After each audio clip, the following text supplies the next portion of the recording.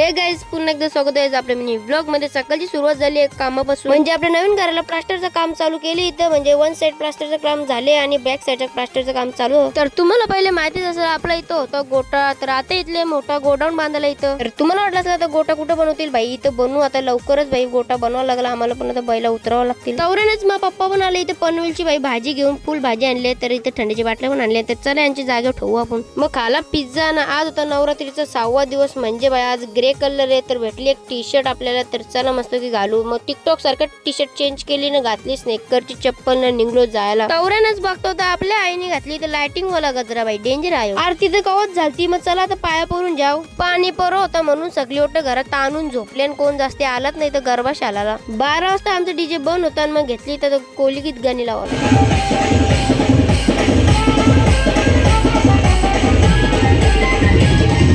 तिथून मला गेलो आम्ही फार्म हाऊसच्या मामाच्या इथं, म्हणजे तिथं पण देवी बसलेली। मग परलो पायानं, तवरानच बघतो आपल्या आई आली तिथं नाचायला लाइटिंग वाला गजरे घेऊन। कुठं ना गेलो ते आई धुरकूस करायला घेताना बाई चिवऱ्यावर जोर घेतले आली, काय सांगायचं यांना। पण पोहोचलो घरानं, घेतला टिटू पियाला ना, आपल्या बैलाचं नाव पण टिटूच ठेवले। तर चला कसा वाटला आजचा ब्लॉग नक्कीच कमेंट मध्ये सांगा, त्याच्यात लाईक करा, युट्यूबला सबस्क्राईब करा, इंस्टाला फॉलो करा। चला गाईस, बाय बाय।